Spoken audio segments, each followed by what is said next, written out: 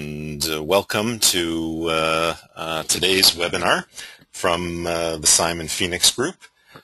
We are certainly pleased to see so many people online. We're just going to, I know it's 10:31, and we try and run our sessions pretty much on time.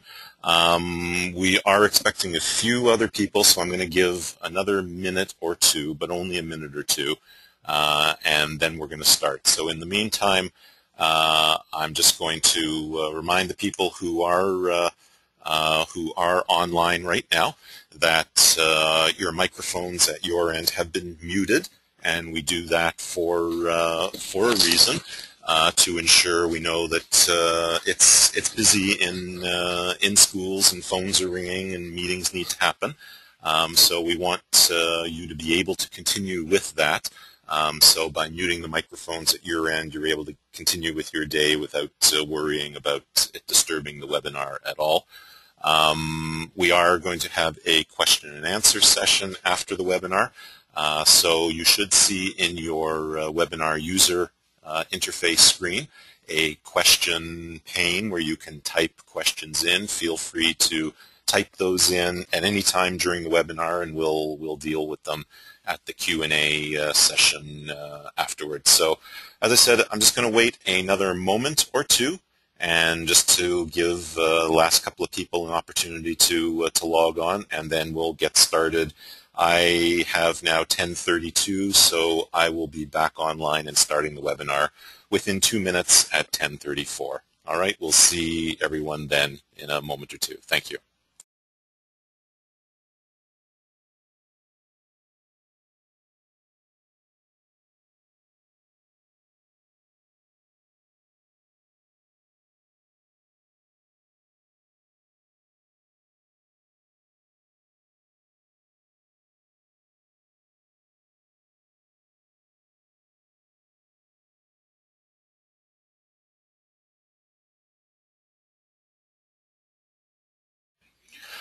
So good morning again, ladies and gentlemen. I see we have our last few people who we were waiting for have now come online.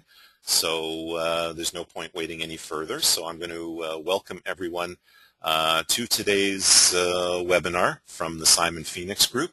Today's webinar is on school data management. Are we all on the same page? And I know that's a loaded question. So we're going to try and go through some interesting information today, and hopefully show you that there is an efficient and effective way of managing your school's data to ensure that everyone is on the same page. So let me first start by introducing myself. My name is Franklin Smith, and I'm hoping that everyone can hear me properly. We did do an audio check before the start of the webinar, but if someone in attendance wouldn't mind just testing out the question or chat pane, just giving me a little quick text note that you can hear me fine, that would be appreciated. I think it's coming through okay, but we'll double check that. Oh yes, good. Someone said we can hear you, so thank you very much. I'm always glad to be heard. So as I said, my name is Franklin Smith. I'm a partner at the Simon Phoenix Group, and I'm going to be taking you through our school management database product, Phoenix NP Complete, and just to give everyone a brief background, I myself worked for 8+ years at the executive director level of independent schools here in Ontario, actually faith-based schools.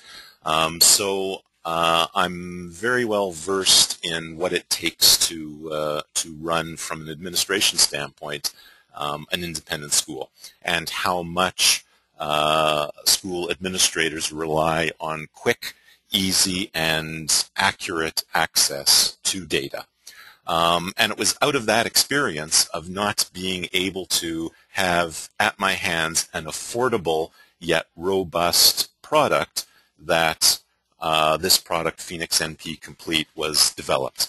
It was developed as an answer to that question, and was running as a prototype for many years, and was turned into a product, and here we are. So we're pleased to have on the webinar today current clients and hopefully new clients. So that gives you a little bit of a background on who we are.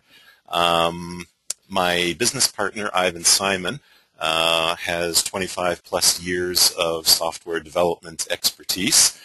So between the combination of the two, my independent school background and our software development background, I think we're able to bring a good product and bring some good knowledge and experience to our clients. So I'm going to now take you through how we would use our product to answer the question, are we all on the same page? Or in other words, to show you how our product can be used to manage efficiently a school's data, information data requirements. So you should see now the main screen of our product. I'm going to, over the course of the next 30, 40 minutes or so, focus in on some of the highlights. We have in attendance today, I see we have a broad range of schools, for-profit, not-for-profit, faith-based, secular schools. So I'm going to try and touch on a number of different areas. So let's just get started on it right now. And for those of you who may have joined late, I'm just going to mention quickly that we are proudly a Canadian company, and that there is going to be a question and answer session. So if you have questions, or if there's something that I've glossed over and you'd like a little bit more detail on it, please just type a message into the message pane. And I'll deal with it during the Q&A session. So contacts, that's the first button here. I'm going to press that first button and let's see where it takes us. Contacts are really the focal point of the product, and by contacts I mean anyone who is not a student. Students are handled separately in the student module. So contacts could be parents, extended family members. If you're a not-for-profit and accept donations, it could be a donor, it could be volunteers, it could be staff people. So as you can see, we have, and you'll see some names here other than Smith. You'll see some names that look like they're mostly gibberish, and that's because they are. We've scrambled the data. We've scrambled data here, so it's clearly not recognizable as anything. But you know, the point is that the database is capable of handling a lot of different things. So on the main contact screen, because it's a school product, we have two persons, person one, person two. We also have a company. We have address information. We make use of drop-downs wherever appropriate to help simplify data entry, province, states, countries, so all that good thing. You can see here that the product does allow each contact, and each contact, by the way, is given a contact number automatically by the system. Each contact can be categorized in its relationship to the school. We have different family types, different student types. There's school friends, there's staff, there's volunteers. So a whole host of things. If someone is categorized as a family, then this family relationship field becomes visible, and you can then categorize the person based on their familial relationship. We also have a concept of a family cluster where you can link different contacts together that are all part of the same family, and that has obvious benefits around report generation if you want to generate reports on a family cluster basis. That can be done. There are 3 levels of contact relationship: primary, secondary, and tertiary. We also persist telephone and email information. And nice thing about it, I'm not going to do it now, but if you double click on an email address, it will then start your email client, whether it's Outlook or whatever, and it'll populate that email address in there so you can immediately send out an email to that person. So that's telephone, email information. There's contact history as well, so you can enter notes on particular contacts. The system will date and timestamp it. Will also show who entered the note. You can also link a text file or a Word document or a spreadsheet or any kind of file in there, and you'll see that it hyperlinks it, so if I was to click on that, it would then open up that file. All sorts of other interesting things that you can do here. I'm not going to go into all of the details because I'm trying to give an overview. But having said that, let's move a couple of records down, and you can see that this family has a few students linked to it who are registered in this current school year. And so if I double-click on one of those students, it then takes me to that student record in the database. And there's the student, and there's the family, and there's a whole host of information on the student: enrollment start date, enrollment end date, date of birth. You can see the student status is active. So I'm going to use that as a jumping off point into looking at different things about different data elements as to how our application helps make it easy to track student data. And I know one of the key things that schools have to be interested in is student medical information, how to get a hold of a student's family, whether it's parents or guardians, and having student information quickly accessible. Now, one of the things I'm going to note here is our application. Currently, I'm running it off of my own computer, running it in a standalone environment. But our application is designed to be run in a multi-user environment, meaning that the software can be installed on a school's local area network. That means that multiple users can access the same data simultaneously. So that then is an answer to the question of maybe there are some of you out there that are trying to manage your school or your school's data on spreadsheets and sharing spreadsheets around amongst multiple users. And I've been there, I've done it. I know that when you do run in that kind of environment, you're prone to error.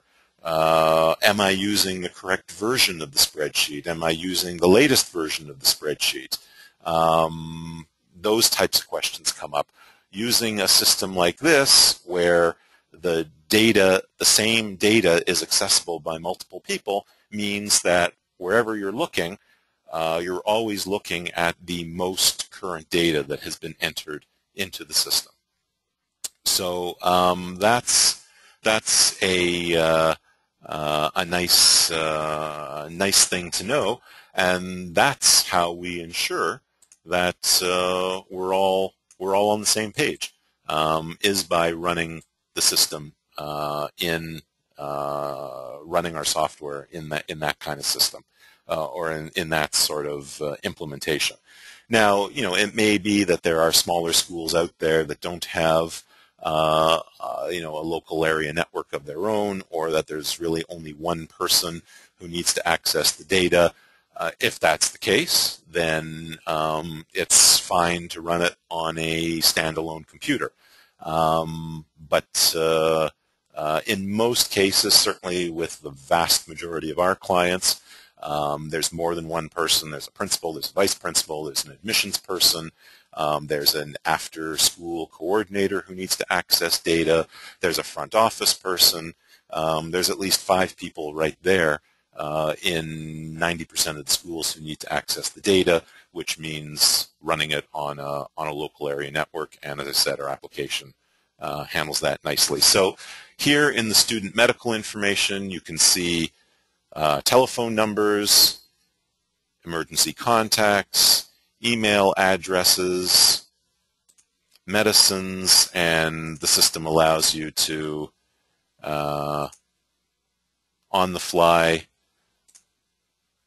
enter data. And so this student needs to use, for instance, insulin and maybe some steroid therapy, what have you. You can date it. You can give it an expiration date as well. You're holding on to these medicines. You also need to know when they expire because you don't want to be, if you have permission to give students medication, you don't want to be giving them medication that has expired. And if you have medication that is coming up for expiry, you want to be able to know that so you can get back to the parents and ask them to get you the medication, a new round of meds that won't be expiring. There's medical conditions, and there's a whole host of them already in there, and so can add that in. Dietary restrictions, same thing. We also have recently added non-prescription medication permissions. Schools like to be able to offer to parents the ability to be able to administer non-prescription medications, but you need to seek permission from parents to do that. So there's right now a limited set of those. Certainly this list can be added to, and permissions can be set as need be. So maybe a parent wants to give permission for Benadryl but not for anything else, or yes for all. That can be managed. And again, notes functionality is there. Unfortunately, my demo version is not letting me get into it, but there is notes capability there on the medication side as well. So that's student medication. Oh, I know, I forgot to click something. So that's my apologies there. That's what happened there. So that's on the student side. That's student medical. Student notes can be added in there as well if you want to add notes on a particular student. We do offer pickup and who's allowed to pick up and who is not allowed to pick up a student. And so there's a lot of functionality there on the student side. There's also siblings. We can link students to their siblings. And nice thing about, you see this big propagate sibling relationship button here. Nice thing about this, and it comes in handy for those schools that happen to have larger families, where you may happen to have a family with 3 or 4 or 5 students all enrolled all at the same time. So we have functionality in our application that allows you to set up one student and all their siblings, and then press that propagate button, and it will then complete the setup for all of the siblings within that family in the school. So meaning you only need to set up the sibling relationship once for one student, press that button, and the system automatically completes the setup for the other siblings within that family. So that's another nice feature that we've just added. So I'm going to go back to the contacts module. I'm going to deal with contact mailing, keeping in touch with families. This is another area which often causes issues for schools, issues in the sense that there is potentially data, old data that someone might be using, and by using our application and by using one consistent up-to-date data set, you're going to ensure that you don't run into those issues with old data being used or incomplete data being used or someone not receiving the latest version of the spreadsheet. So we have here in the contact mailing management screen every single contact in the system who has been selected as being excuse me, available for contact.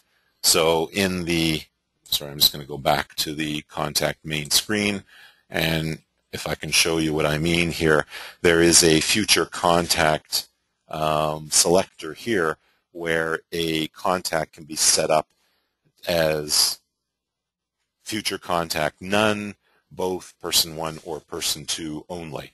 So if a contact is set up as none, as in no future contact, then they will not show up on this contact mailing management screen. If they are set up as either person 1, person 2, or both, then that's how they will appear here, as either person 1, person 2, or both. So you can select all and preview print labels, and that will generate labels in a standard 3x10 layout. You can put labels into your printer, press print, and you're off to the races. Or you may not want to contact everyone. You may just want to print off labels, for instance, for all of your current families. So you select current family, you select generate list, and then you see this preview print label button then becomes enabled again, and you can see only some of the radio buttons next to the contacts here are selected. Preview print labels, and there's a 3x10 list again, but only of your current families. Let's say you just want current family parents. So I'm going to deselect all, and now I'm going to generate a list of just current family parents. So just the parents, not any extended family members.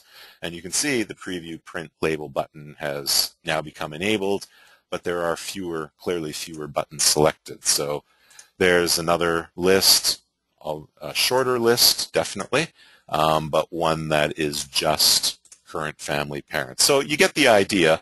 You can use this selector window to pre-filter your list and print out labels. So I'm going to deselect all.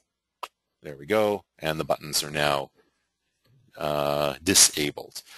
Let's say you don't want to print labels. Let's say you want to use this data. You have a school of 100 students, 400 students, whatever. You've just received a bunch of new email addresses from your parents or extended family members. Excuse me one moment. Mouth is getting a little dry. And you're sending out your weekly school e-newsletter, by email, obviously. Because you're like everyone else out there, and your internet service provider only allows you to send a single email to, say, 50 or so recipients, and then they don't let you send it to any more than that because they think you're then becoming a spammer. So you're like a lot of our clients, and you use some third-party email system such as Constant Contact, let's say. And we know a lot of our clients do make use of that one in particular, but there are others as well. So you therefore want to be able to upload to your third-party email client a list of email addresses. And you want to be able to generate it from the same source. So, you know, in the last batch where it wasn't fred.smith@rogers.ca, but it should be fred.smith@rogers.com, you want to make sure that that error in that email address is corrected and the new email address is properly uploaded. So let's say you want to do the same thing, your current family parents. So I'm going to press Generate List. But now instead of preview print labels, I'm going to generate an Excel spreadsheet. And I'm going to put that spreadsheet on my desktop, let's say. And so I'm going to save it. Yes, I want to replace it. Spreadsheet has been generated. And now you get to see what's on my messy desktop. So where is it? See? Now I can't find it on my messy desktop. Oh, I think that might be it. Anyhow, let's open that one up. And you can see what I mean anyhow. Right, so that's it. So here it is. So here's a spreadsheet with all sorts of data in it. And current family parents. And lo and behold, here's a bunch of email addresses. So you can use this data set. You can filter it here in Excel, or you can pre-filter it and select only those email addresses for students by grade, for instance. So you can generate grade-specific sets of email addresses. And as I said, third-party email clients like Constant Contact allow you to have multiple groups that you send to. So you can have your grade 1 group, your grade 2 group, if you want to, or you can have your current parent group and your alumnus group and your grandparent group. However you want to, our software allows you to pre-filter that, or you can do that here in Excel if you choose to. So that's the contact mailing side of it. I'm not going to go in. It does more, but I'm not going to go into any more detail on that for right now. I'm going to touch briefly on, because we do have some nonprofits, both current clients and hopefully prospective clients, and hopefully to be new clients. I'm going to deal with donations and tax receipting very briefly. So you can see here in the main contact screen, we have 3 tabs: contacts, pledges, and donations. Our software allows those schools that do accept donations and are registered charitable organizations with CRA and who therefore can receipt for those donations. Our software does allow donations to be entered along with pledges and receipts generated. So you can see here for this particular donor, there's a bunch of donations entered. Donations get entered here. They can be directed against specific campaigns. Those can be user modified, set up, changed. Users can set up their own campaigns. So let's say there's a new donation for a building fund. Let's say it's a $500 donation. We have the ability to enter an advantage or a non-receivable portion. This was a building fund donation. I don't know, let's say it was a purchase of a ticket for a dinner, and the dinner component of it was $100. So 100 of that 500 donation can't be receipted because there was value received for that. So 500 minus 100, the system reports, is correctly $400. So we can just enter that in there like that. And I'm going to save it as that. So I press the save button. And are you sure? Yes. And now you'll see that the system enters that donation. It generates a tax receipt number. And there you go. It's in there. These details can be edited if a mistake was made, if it really wasn't supposed to be a building fund. Maybe it was a donors program instead. I don't know. But that can be modified as is, as needs be, I should say. We have a pledges module. I'm not going to go into detail about that, but it is as you would expect. Before making a donation, maybe someone makes a pledge of so much money. They want to pay that pledge off in installments. Donations can be linked to pledges, and donations that come in can be linked directly to their parent pledge, and when they are linked in that way, the pledge amount outstanding is automatically reduced by the system to show the new balance in the pledge based on the donation that was just processed. So it's very intuitive, very simple. It does exactly what you would expect it would. You can see a bunch of other things here. We have the option for multiple currencies. I'm not going to get into that right now. But those are effectively donations and pledges. So donations are entered. As donations do get entered, they then become visible in the tax receipt for printing window. And I'm going to, sorry, I'm just going to, I'm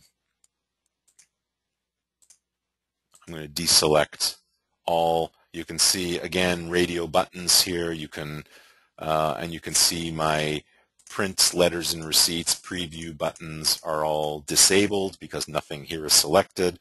As I select individual items, you can see they now become enabled. So you can select individual donations like that. You can see with a lot of donations that could get tedious. So we also have the ability to select donations by either category, and there are the same donation direction types that I showed you earlier, or you can select by date range, or you can select by donor. So I'm going to select that first donor, and this will then select each and every donation that is in the system needing to be receipt needing to be generated for that donor's donation. So I click the select button, and then you see it puts it next to each donation for that donor, but not next to any other donor's donations. And then you hit the preview button, and there's a nice letter, and there's an even nicer receipt. And the nice thing about our receipt is that it lists all of the individual donations and their receipt number on a single piece of paper. It's properly formatted for CRA audit purposes. There's all the information. There's the school's information. There's a registration number. There's the dates, signatures. We can link an electronic signature into the system. We can link logos into the system. So it can be made to look, this is just a standard layout, it can be made to look however your school wants it to look. So that's really all the time I'm going to spend on donations, because clearly not everyone is in the business of accepting donations. We also do have some faith-based schools online today.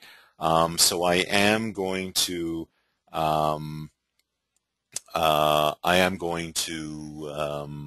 just make the brief statements. You'll see here the second option in the tax receipt section is charitable tuition donation calculation.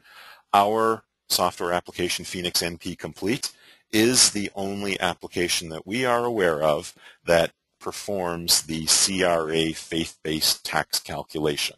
For those of you in faith-based schools, you will know that this is not a difficult calculation, but potentially an extremely time-consuming and labor-intensive calculation. For those of you not in the faith-based school industry, the Canada Revenue Agency allows faith-based schools to issue receipts for the religious portion of tuitions paid to the payor as if it was a donation. So clearly there's a donation tax benefit to families who send their children to faith-based independent schools. It is the determination of the religious versus the secular component of the education, and therefore how much out of the total tuition fees paid can be receipted, which is the potentially time-consuming and labor-intensive exercise that all faith-based schools that issue these receipts have to go through on an annual basis, typically in the January 1st to February 28th or 29th time period. And as I said, our application is the only one that we know of that performs the calculation. And for some reason, my current version of the software did do something that it was not supposed to do. So I apologize for that. I will, bear with me for a second. I will restart the application and get back to it. And I will have to look into why my demo version did not work. Sorry, bear with me for a second.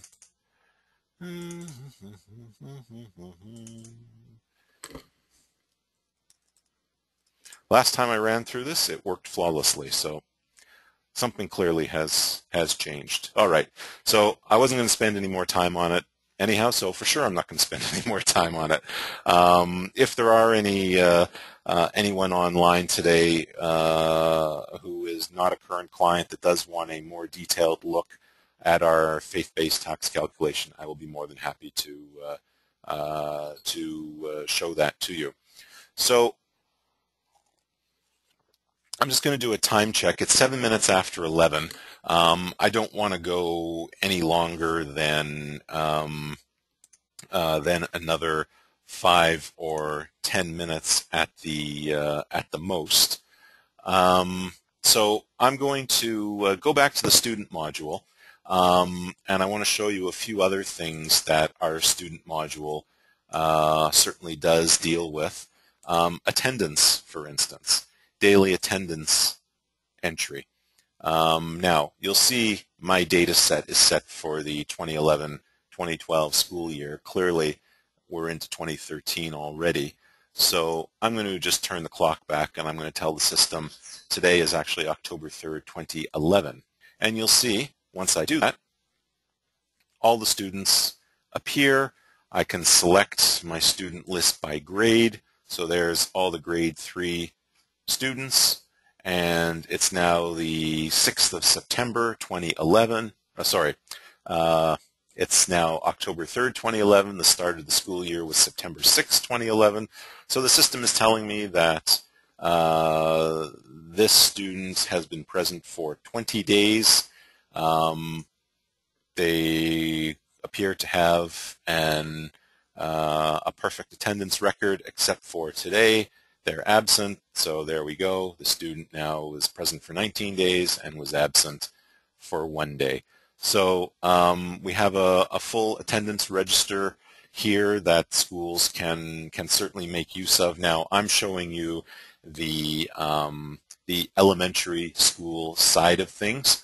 We do have a course grade and report card module, which I'm not going to get into today. It is an add-on module to our system for high schools that need to track attendance by course. The course grade report card module, that functionality is embedded in that module. But as I said, I'm not going to get into that today in this webinar. So it's really as simple as that, is just clicking some buttons and setting students' attendance for today's date. And when I press absentee call list, you'll see those students that I've set as absent for today. There they are. There's their telephone information. So the person in the front office who needs to call and find out where the student is has that data right there. And there are the 2 students who are identified as being absent today. And so there's student attendance. There is days off that can be self-managed by the school. There are statutory holidays which the system automatically calculates on a year-by-year basis. And then there are school-defined holidays. They could be religious holidays, days off, or they could be professional PA days that the school wants to define. But once those are entered into the system, then the attendance register will automatically manage those as being school-defined days off, so they won't be absent days for students. So that's the attendance register. I'm going to go back, and you'll see here we have childcare section as well.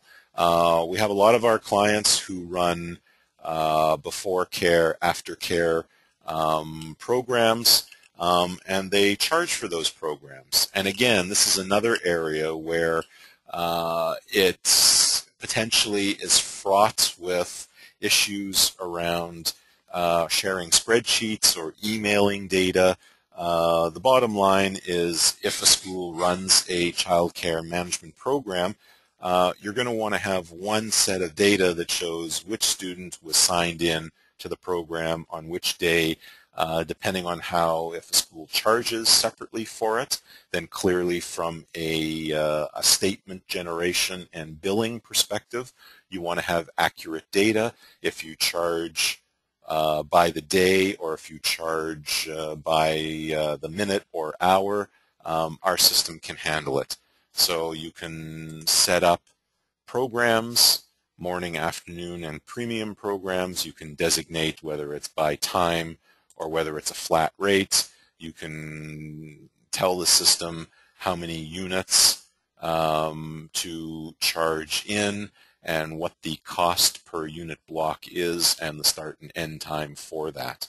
So then you can create rate plans and you can link your individual students, you can link your individual students. Let me go to an active student. You can link that student to a rate plan, and then when you start entering student data, so let's say that student logged in now and logged out, I don't know, at 12:13, let's say, for instance. Typically it will be after school, so 3:30 till 5 o'clock, and that's all anyone needs to do. So in its most efficient implementation, you would have one or more child care program rooms, and in that room you would have someone who is managing the program. They would have a computer set up and they would be able to enter the data as students come in and are picked up by their parents, so then they can be logged in, logged out, and that person also has access to the pickup information and the student medical information here as well. So if a parent is late and they need to make a telephone call, they have all the telephone information available there. So that's the child care program, and there are statements that can be run off that. I'm not going to generate them now because it's a whole process, but suffice to say, if everything is set up properly, there are statements that will generate. So on a single piece of paper, for instance, you'll see a student's activity for a given time period, and if they're properly linked up to a rate plan, then the system will generate all of the dollars associated with that. So literally, it's a press of a button, and someone just needs to fold the piece of paper up, hand it to the parent, and wait for the checks to start rolling in. So it makes it easy to effectively and efficiently manage that type of program. I remember when I was at independent schools, these pieces of paper with students' names and times in and times out would get written down, would get handed over to a bookkeeper. It would literally be hours of a bookkeeper's time to chase after that money. So how much money in the end was the school actually generating net of all those costs? With a system like this, it makes it very easy, and you're effectively maximizing your profit. So there's childcare. There's also a student admissions module, which I'll just briefly show.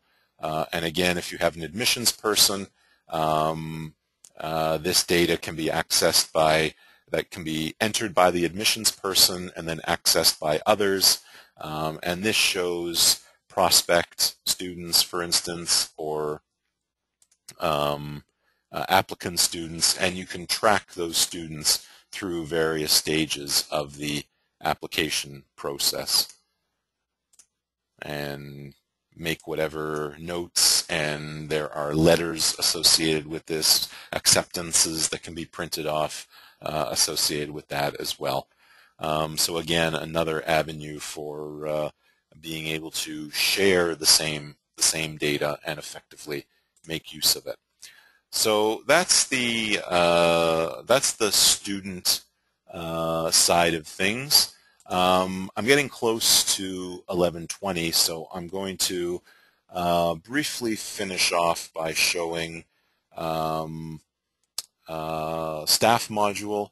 We do have an entire staff subsystem in here that allows an administrator to track staff personal and salary information. As I said, it's an entire subsystem that allows a school to maintain more personnel-related information on its staff. We even go so far as to have a staff absence and substitute teacher tracking submodule within this. So as you need to call in substitute teachers to cover off staff absences, that can get entered into the system. It can get tracked and again print off reports that can be given to the bookkeeper so that the substitute teachers can also get paid in a timely fashion with a minimum of human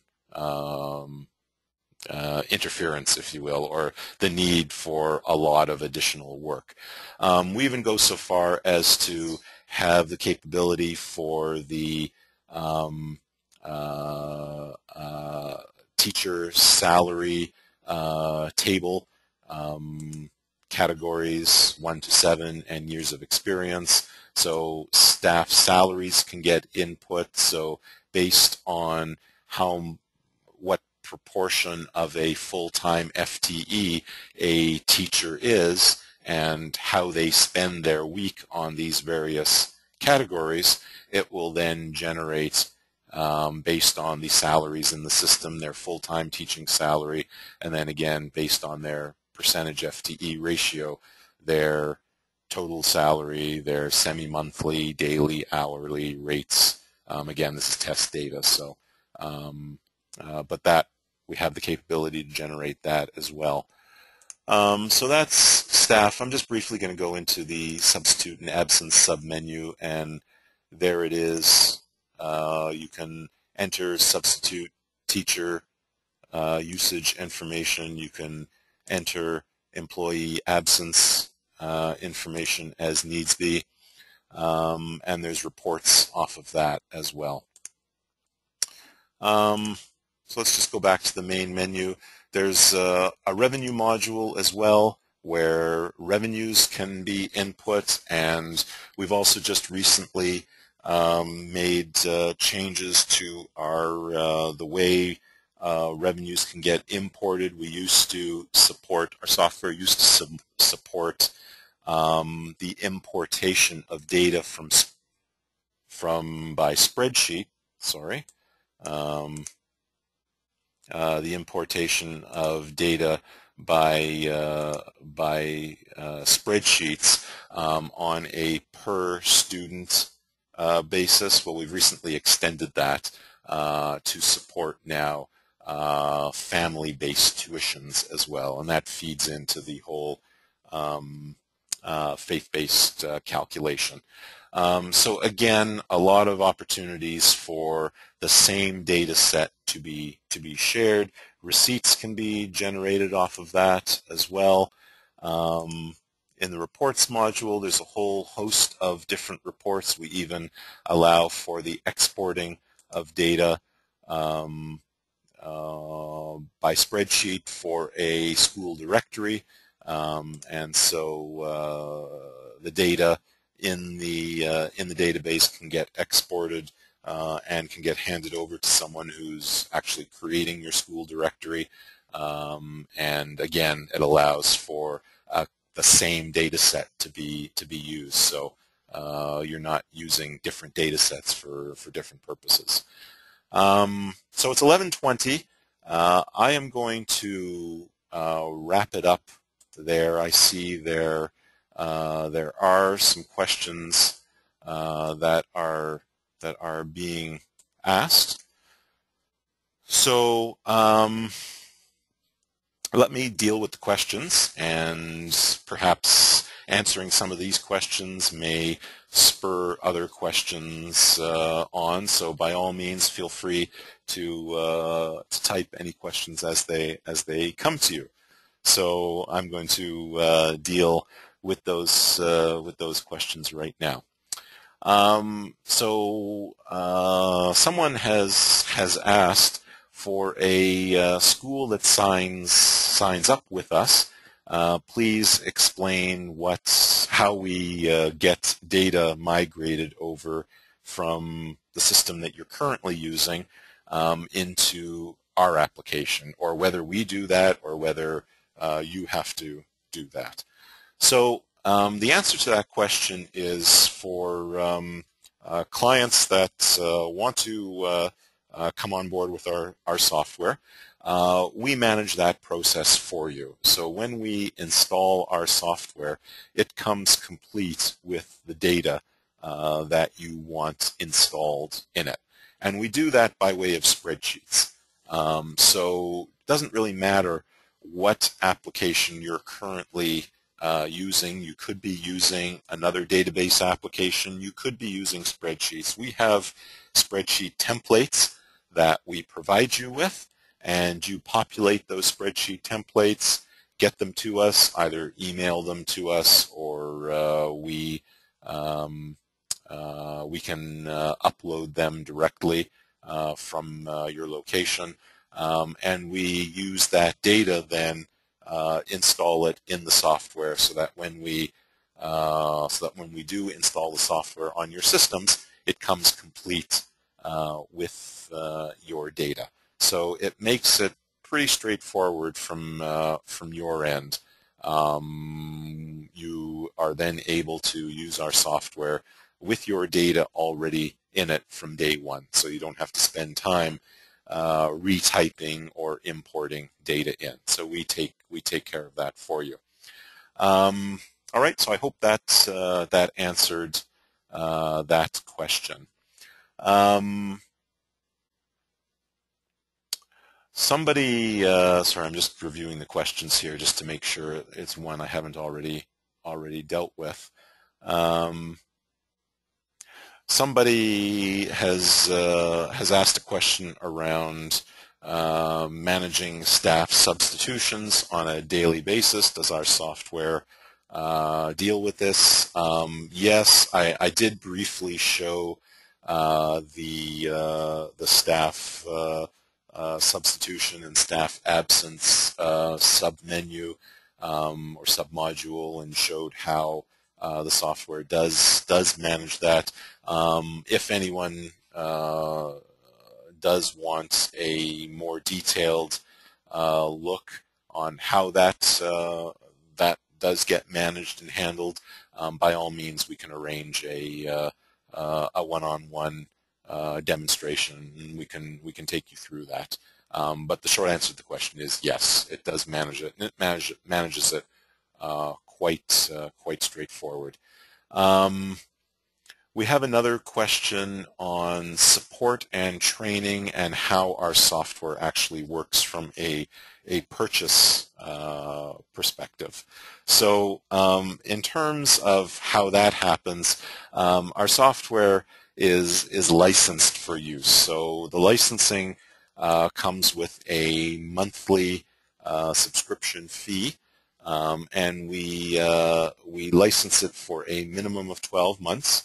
And at the during that 12-month time frame, that gives you a chance to see how the application works and how it works for you. If during that period you decide you don't want to renew for another 12-month period, you have that option. It does renew at the end of the 12 months. So you know, as I said, it's a month-to-month. That does come with complete support and training. Our typical license comes with 5 hours a month of support and training, and as part of the initial installation, we also do a more intensive training as well. So there is support as you go through the license, and then there is initial more intensive training on that, on how the application can be used. So that allows you to really customize it for your use. And of course, we have resources on our website that one can make use of. So there's lots of opportunity for support and training. In the last couple of minutes, somebody has asked about technical requirements for hosting our software. The technical requirements are really quite straightforward. I mentioned that the software can be installed on either a standalone computer or on a local area network. If a local area network, it would require a server that is running Microsoft Server. We support Microsoft Server 2003 and higher. On standalone computers, we support Microsoft XP as the operating system and higher. It also does require Microsoft Office to be installed, and we support Microsoft Office Professional 2007 and higher. We find that if all of our clients, I don't want to say most of our clients, all of our clients are running Microsoft Office 2007 or higher professional, but it does have to be the professional version. Now, for those of you out there who may not be running it and wondering what kind of cost you're going to run into with that, the cost is actually quite minimal. That's one of the things that Microsoft does really well, is it practically gives away licenses for its products for registered charitable organizations or K-12 institutions. So if you're thinking that you need to buy this software, don't buy it off the shelf from a retailer. Call up Microsoft, or we can tell you who to call. They will point you in the direction to one of their K-12 or registered charitable resellers. And as I said, the cost is really quite minimal. The last I heard, a school was able to get a site license for all of its computers from Microsoft Office for $150 or $200, which for multiple computers is really quite minimal. So I believe that answered that question. So I see it is now 11:30. I believe I've dealt with all the questions, but if anyone does have a question that I have not dealt with, then I'm going to, pull this back on the screen, and you can see our website at the bottom right-hand corner, www.simonphoenixgroup.ca. My email address, franklin@simonphoenixgroup.ca. Please, by all means, reach out to us. You can send me an email. You can also pick up the phone. Isn't that a strange thing? Someone who actually does work by telephone as well. Our telephone number, we are located in the Greater Toronto Area. Our telephone number is 905-850-6851. I am extension 225. That's 905-850-6851. Extension 225. I don't say it that often. We're so used to doing email and internet nowadays. But, as I said, we're proudly a Canadian company, happily residing in the Greater Toronto Area. So there you go. I don't want to take up too much of your time. I've already gone a little bit beyond 11:30. So I will say thank you very much. Thank you to everyone for being in attendance today. I hope this was helpful. By all means, reach out to me if you have any other questions, want some more information, want to arrange a more detailed demonstration. Happy to do it. And I will wish you all a very happy Thursday and hopefully a very good weekend. Thanks very much. Take care, and goodbye, everyone.